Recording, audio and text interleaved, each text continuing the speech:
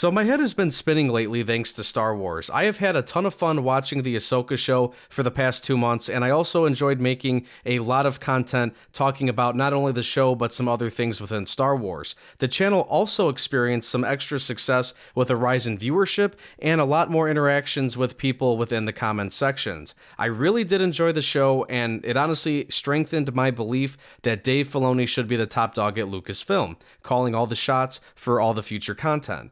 Sadly, there are still a lot of people out there that are just not on board with Star Wars anymore. A lot of people hate the fact that Disney still owns the IP, and a lot of people blame Dave Filoni for stuff they don't like about it. And I think a lot of that's unfair because I think there's some other people to blame before you blame Dave. But anyways, while I do understand where people's frustrations come from, I do think some of the criticism is just unnecessary hate by people who just can't be reasoned with. But I'm not here to talk about the fan base. I actually made a video a few weeks ago talking about that specifically, so go over there and check that video out and go fight with me in the comments or other people too, because again, that video is part of the reason why I'm making this video today.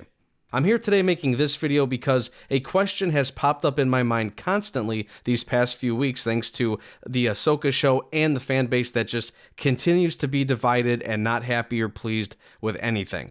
The question that keeps popping up in my mind is this: what if Disney handled Star Wars differently?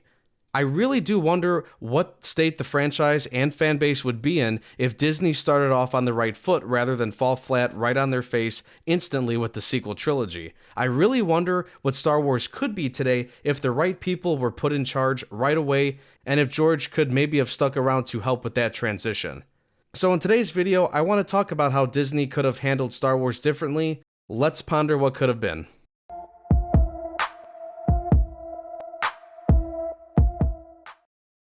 You know, when I look over the list of all the Star Wars movies and shows that have come out since Disney acquired the IP, I'm actually shocked that we are sitting here today in the situation that we are in. It seems like a no-brainer for there to be a sequel trilogy. Shows dedicated to Obi-Wan Kenobi and Boba Fett sounded awesome. Brand new shows with brand new characters and stories such as The Mandalorian and Andor? Okay, I'm down to try those things, try something new. My point is, the buffet style of Star Wars content from Disney is really not bad, at least when you look at it on paper. The issues come from the decision making and the writing that went about while making these shows.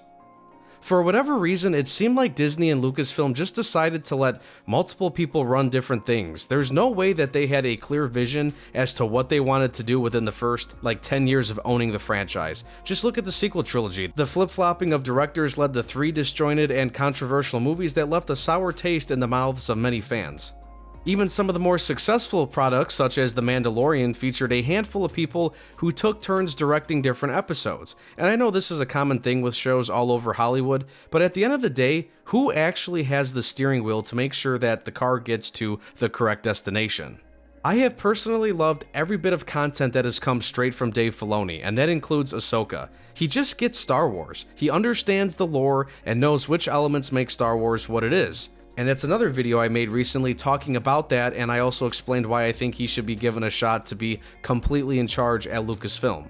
And a big reason for that comes from the fact that he literally worked under George in those final years before George sold the company to Disney in 2012. So here's my first what-if proposal. What if George worked with Disney for a period of time as the franchise transitioned over to Disney? We have learned over the years that George was actually working on his own version of the sequel trilogy. And since Disney really wanted to make a sequel trilogy that included the original cast as well, what if George was able to bow out of Star Wars gracefully by working on one final project? What if Disney gave him that option and tried to learn and build off of what he ended up leaving then? And look, I get it, I know that's not how business deals work, but you know, we could have had something amazing to start the new era off right if George or Dave or some people that really know the franchise were there from the beginning making the right calls, calling the shots. Back in the early days of The Mandalorian, Dave and Jon Favreau invited George Lucas to visit the set of The Mandalorian, and there was some awesome footage and wholesome pictures and moments between George and the cast. You know, he was there when Rosario Dawson was Ahsoka Tano for the first time. There's a really wholesome picture of George holding Grogu, and it's just awesome to see him there with everybody. And there's one image specifically that really stood out to me, and it's actually the thumbnail for this video. Seeing George, Dave, and John all sit in director chairs really made me think of something. A possibility of a world where all three were in charge of content. And another what if thought that I had was this: what if we didn't get the sequel trilogy? What if we just started off with shows like The Mandalorian and Ahsoka? These shows could have led us into a whole new era of Star Wars in which future shows and movies would be based off of, the characters and lore established in two shows like this. One of the biggest problems with Disney Star Wars is the lack of direction. There's a lot of content out there, but we are going all over the place. We have standalone movies like Solo and Rogue One. We have sequels that take place 30 years after Episode 6. We have shows like Mando, Kenobi, and the Book of Boba. Even the animated shows are scattered throughout the timeline: Bad Batch, Resistance, and Tales of the Jedi. Whether you like this content or not, I think we can all agree that there seems to be no sense of direction. Even the content announced earlier this year is scattered throughout the timeline. We have the Rey movie, we have Dave's Mandoverse movie, we have other shows like The Acolyte and Skeleton Crew. And I'm not saying this is totally bad. I understand that Star Wars is a huge open book. There's so many different stories to tell with different people, different planets, different things. That's cool, and that's one of the greatest things about it is there's almost unlimited ways to make something within this franchise. However, we're just bouncing all over the place right now. And then also you have the most recent show, Ahsoka, which seems to be taking us into a bigger storyline that's similar to old expanded universe stuff, such as Heir to the Empire, now that Thrawn is back.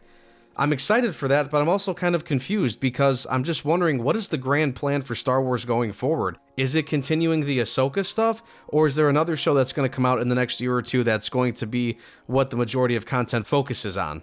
Coming up with a complete vision and a focused vision is something that I really think the company needs to work on. When it comes to movies and shows like Rogue One, Solo, Andor, and the supposed now Lando movie, I'd keep doing that stuff too. I think it's okay to have some fun standalone movies and shows that perhaps add more lore to a character or a time period. I know nobody asked for a Solo movie or even the Lando movie if it truly ends up happening, or if it's still going to be a show, whatever. But what happened to having fun with Star Wars? Personally, I think the Solo movie flopped solely because of people hating The Last Jedi. And again, I get the frustration. The Last Jedi is my least favorite Star Wars movie too. But I thought the Solo movie was actually pretty solid and it did what it needed to do. Give us a fun origin story for Han Solo. That's it. Like, I don't know why people took it so seriously, with judging it like it was just some horrible thing. It really wasn't. I am also a huge supporter of Tales of the Jedi, another Dave show, by the way. Telling these little short stories to fill in the gaps between time periods or tell more of a backstory between major characters like Count Dooku, I think that's a great idea. Also, I loved Marvel's little What If show too that came out a couple years ago. I think it would be awesome for Star Wars to do something like that. There's a lot of what if scenarios that you could do in any of the movies or any of the shows. What if Mace Windu survived? What if Anakin didn't turn to the dark side? What if Anakin defeated Obi-Wan on Mustafar? You can make an enormous list of possibilities for a what if show. And look, hindsight is 2020. It is easy to sit here and point out the good and the bad, but seriously, Disney Star Wars could have and should have worked. And it still could if they continued to use the formula that they came up with for shows like The Mandalorian and Ahsoka. We need the right people in charge, and we need more of a concise plan to do so. This is something that should have been created as soon as George signed his name on the line to sell the franchise. And it truly is a shame that he can't do more with the franchise, even in some type of consulting role, but corporate greed will always stop a cool possibility like that. Disney also screwed up by turning the expanded universe into Legends. I truly think we need to tap more into the books and the comics and all these stories and lore from the past. There are so many stories worth bringing to the big screen. Some of those things contain nostalgia, like, more lore and story revolving around Luke Skywalker and other main characters that we already know about and have seen on the screen. And that's another thing I can't stand about people from the fandom and even the company itself. Why do we frown upon bringing Luke back to train Grogu? Why do we hate Ahsoka when one of the best parts of the show was her interactions with Anakin in the middle of the season? Complaining about reoccurring characters in Star Wars is like complaining about Marvel using their heroes too much. You can't tell Spider-Man's story without Spider-Man. You can't tell Iron Man's story without him. Like, there's a ton of different comics and stories out there that can be told where we can have Spider-Man, but it's a different version of him, or a different alternate reality, or, whatever. There's different versions of these heroes. That's how you could tell new stories to keep it fresh. So to me, it makes sense to have nostalgia in franchises like Marvel and Star Wars. So the two main points I hope I made clear in this video is that if Disney would have put the proper people in place at the beginning and had proper planning for the content, then we wouldn't be where we are today. You'll never make everyone happy, but you can honestly say that for any movie or show. You could use that in any other topic or situation, even outside of the entertainment industry. I truly hope Disney can turn this thing around. I really want Star Wars to be universally loved again, and I want it to tell the right stories and feel emotional again. And in my opinion, Ahsoka is a step in the right direction, if this story is going to be the main focus going forward. Time will tell though.